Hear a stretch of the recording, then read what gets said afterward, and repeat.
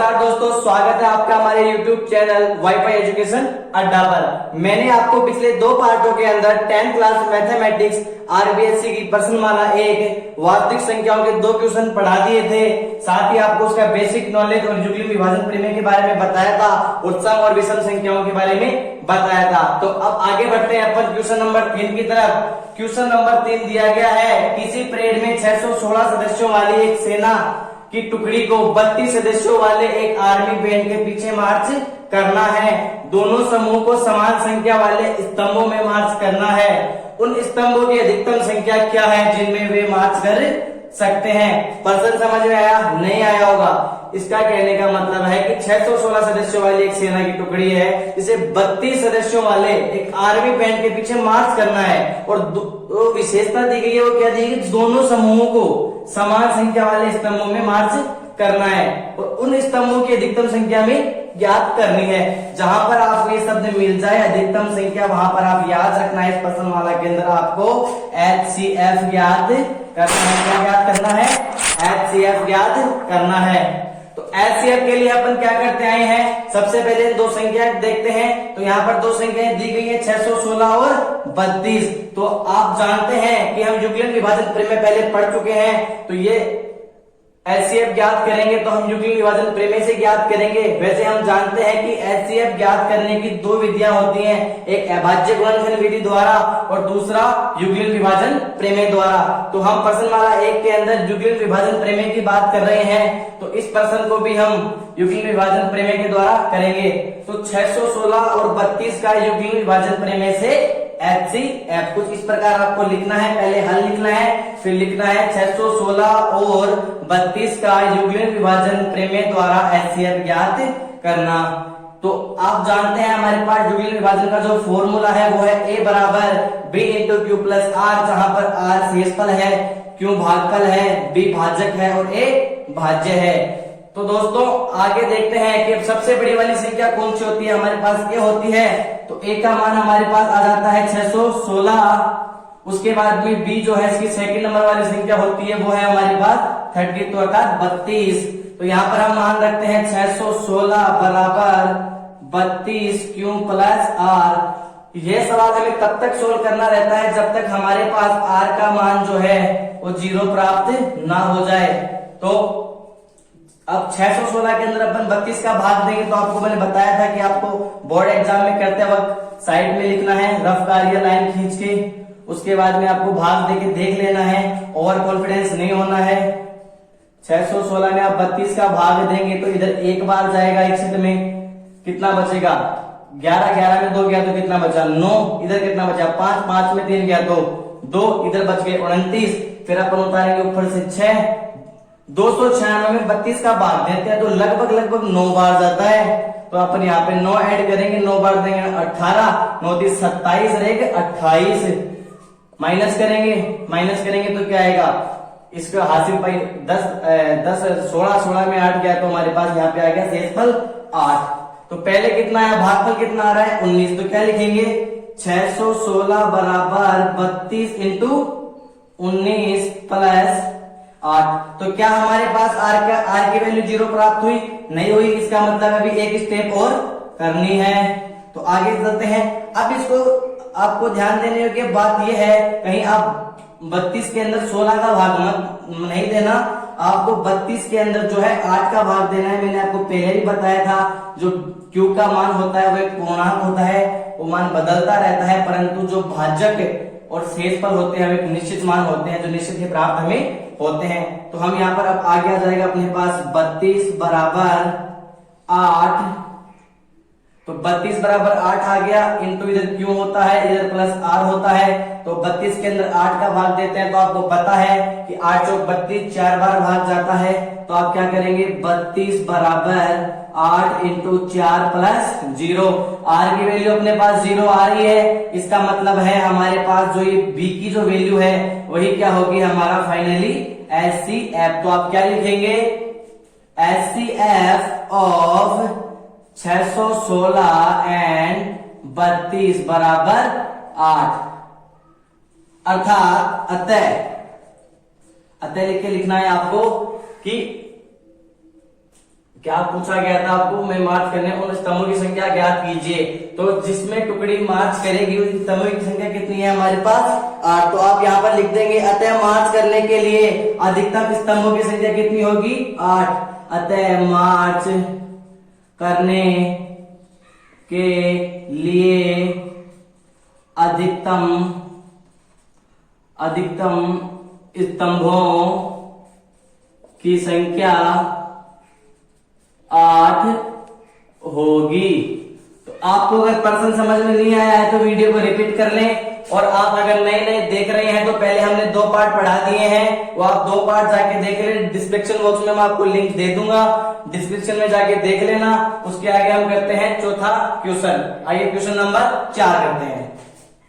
तो करते हैं क्वेश्चन नंबर 4। क्वेश्चन नंबर 4 में दिया गया है यूक्लिड विभाजन प्रमेय का प्रयोग करके दर्शाइए कि किसी धनात्मक पूर्णांक का वर्ग किसी पूर्णांक m के लिए 3m या 3m+1 के रूप का होता है। तो हमें यहाँ पर करना क्या है, यूक्लिड विभाजन प्रमेय का प्रयोग करना है और दर्शाना है कि कोई धनात्मक जो पूर्णांक है उसका वर्ग है वो तो 3 पूर्णांक दिए गए हैं m, 3m, 3m+1 के रूप का होता है। तो हमें करना क्या है कि अगर हमारे पास पूरा प्रश्न सोल्व करने के बाद में 3m, 3m+1 या m के रूप में अगर मान प्राप्त होते हैं तो यह प्रश्न हमारा ऑटोमेटिकली सोल्व हो जाएगा। तो आइए शुरू करते हैं।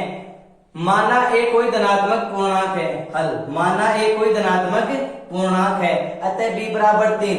मैंने आपको पिछले लेक्चर में बताया था कि b का मान 3 कहां से आता है, जो m के या q के पास वाली संख्या होती है वो b का मान होता है, और साथ ही यहाँ पर पूर्णांक 3 दिए गए हैं, अर्थात कि भाजक का मान भी 3 होगा, क्योंकि जब 3 पूर्णांक दिए गए होते हैं तो शेषफल उससे कम होता है और भाजक क्या होता है, जो q के पास वाली संख्या होती है वो भाजक होता है। तो b का मान हमारे पास क्या आ गया 3 आ गया। उसके बाद में क्या किस विधि से करना है, अतः यूक्लिड विभाजन प्रमेय के द्वारा। तो यूक्लिड विभाजन प्रमेय का फॉर्मूला क्या था, a बराबर bq प्लस r। तो हमारे पास b का मान हमारे पास ऑलरेडी दिया हुआ है, a जो है एक कोई धनात्मक पूर्णांक है और b का मान दिया गया है q जो है एक q जो है भागफल है और उसके जो है पूर्णांक है साथ ही, और प्लस r जो है शेषफल है। तो अब यहाँ से हम r के संभावित मान देखते हैं पहले कि r के संभावित मान कौन से हैं। मैंने आपको पहले भी बताया था कि जो r का मान है वो 0 के तो बराबर होता है, साथ ही 0 से बड़ा और 0 से बराबर, परंतु b से छोटा होता है। तो b का मान कितना है 3 है, तो b से छोटा होगा। तो मैंने बताया था कि b से कम हो जाता है। तो r के संभावित मान कितने होंगे, r बराबर 0, 1, 2। 3 थोड़ी होगा, 3 तो b का मान है ही। अगर b के बराबर हो जाएगा r का मान तो एक बार भाग और चला जाएगा, तो हमारे पास r के मान जो होंगे 0, 1 और 2 होंगे। तो आइए अब मानते हैं 3 धनात्मक पूर्णांक, और उसके बाद में तीनों धनात्मक पूर्णांकों का वर्ग करके हमें जो ये मान है m, 3m, 3m+1 प्राप्त करने हैं। तो पूर्णांक, मैं पूर्णांक लेता हूं इसलिए पूर्णांक a बराबर b, क्यों ये फॉर्मूला है समीकरण है, इसके अंदर अपने को मान पुट करने हैं। b का मान है हमारे पास 3, q ऐसे के ऐसा प्लस r का मान एक क्या है 0 है, ठीक है, ये मान हमारे पास 0 है। उसके बाद में दूसरा मानूंगा a बराबर 3q प्लस 1, ऐसे ही अपने पास आ जाएगा 0, 1, 2, इधर लिख देता हूं मैं, ओके। इधर तीसरा आ जाएगा हमारे पास पूर्णांक a बराबर 3q प्लस 2। तो करना क्या है, पहले से आपको समझाता हूं, दोनों तरफ वर्ग करने पर, दोनों तरफ वर्ग करने पर, तो a² बराबर 3q प्लस 0, 0 तो लिखो चाहे मत लिखो एक ही बात है। तो इसका सीधा स्क्वायर कर देंगे अपन यहाँ से, a² बराबर 3 3 9 q²। तो अपन को इस रूप में प्राप्त करना है m, 3m है 3m+1, तो यहाँ से अपन 3 कॉमन ले लेंगे, और क्योंकि हमारे पास b का मान भी 3 है तो हम समझ सकते हैं कि हमें सीधा 3 भी कॉमन लेना है। तो a² बराबर 3, इधर बच जाएगा अंदर 3q², जैसा कि मैंने आपको पहले बताया था कि 3q² को अपन m भी लिख सकते हैं। तो हमारे पास निकल के क्या आ गया 3m आ गया ना 3m। इसी प्रकार ये करेंगे दोनों तरफ वर्ग करने पर, तो a का वर्ग a स्क्वायर बराबर 3a प्लस 1 का होल स्क्वायर। तो अपन सीधा यहाँ पर ये हमने एक पढ़ रखा है फॉर्मूला a प्लस बी का होल स्क्वायर बराबर a square plus b square plus 2ab। तो हम डायरेक्ट इस फॉर्मूले के अंदर से भी कर सकते हैं। तो a स्क्वायर बराबर 3 3 9 q square plus 1 plus 6a, क्योंकि 2ab दो गुणा करना है, ab में a का मान कितना है 3 क्यों, ये इधर कितना है 1 3 क्यों इंटू 1 यानी कि 3 क्यों, और 3 को 2 से करेंगे 3 दूनी 6 6 क्यों आ जाएगा अपने पास, इधर आ गया 6 क्यों। तो अपने को इसमें क्या करना है, वही 3 कॉमन लेना है। 3 मैंने यहाँ पे कॉमन ले लिया, इधर 3 क्यों स्क्वायर, इस प्लस को लास्ट में लिख देंगे, प्लस इधर बच जाएगा 2 क्यों और इधर प्लस 1। ठीक है, तो मैंने आपको पहले बता रखा है कि चूंकि 3 क्यों स्क्वायर प्लस 2 क्यों बराबर m, क्योंकि m कोई पूर्णांक है और जो q है ना, q भी एक पूर्णांक होता है और पूर्णांक का मान 0 से लेके n तक कुछ भी हो सकता है, इसलिए हम यहाँ पर m का प्रयोग करते हैं। तो a स्क्वायर बराबर 3m प्लस 1, तो ये इस रूप में हमारे पास आ गया। तो इसी प्रकार अगले वाला करते हैं, दोनों तरफ वर्ग करने पर। तो देखिए इसका वर्ग करेंगे तो a स्क्वायर बराबर, मैंने फॉर्मूला बताया अभी, a प्लस बी का होल स्क्वायर बराबर a square plus b square plus 2ab। तो ये हो जाएगा 9q square plus 4 plus 2ab, 3 दूनी 6 6 दूनी 12 क्यों।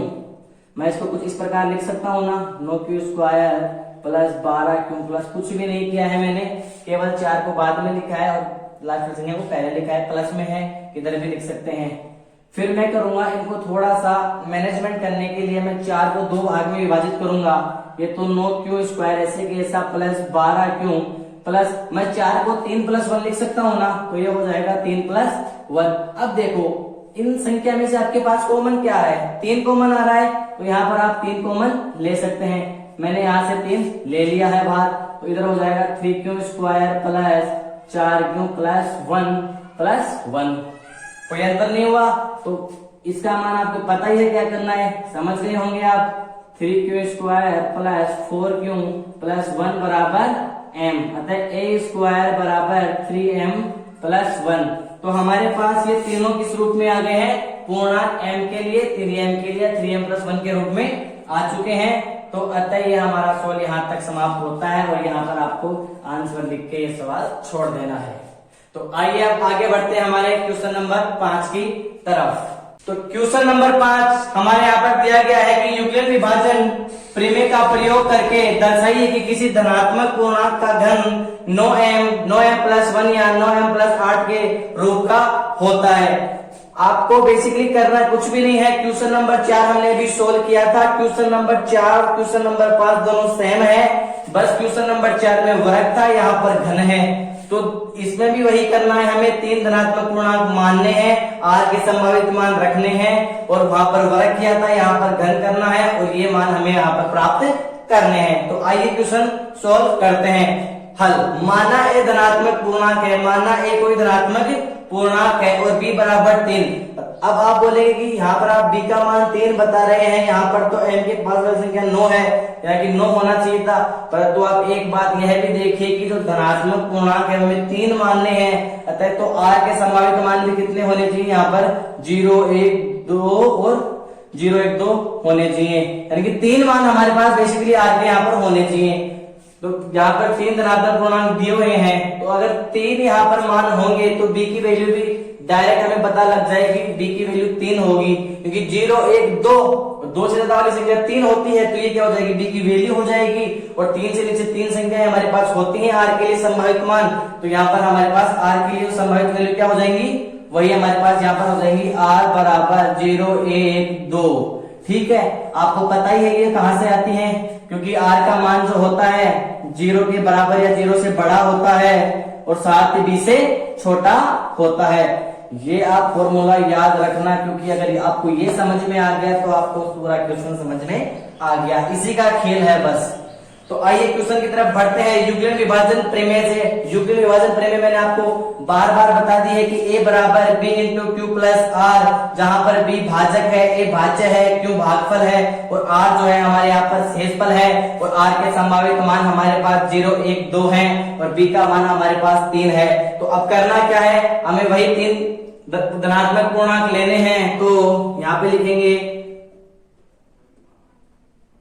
इसलिए पूर्णांक a बराबर 3q प्लस 0। ठीक है, पहले 0 के लिए, फिर 1 के लिए, फिर 2 के लिए। ठीक है, तो अब क्या करना है, यहां पर दोनों तरफ घन करने पर, दोनों तरफ घन करने पर, तो a क्यूब बराबर 0 की कोई वैल्यू तो होती नहीं, तो इसलिए 3q का होल क्यूब, a क्यूब बराबर 3 3 27 क्यूब हो जाएगा।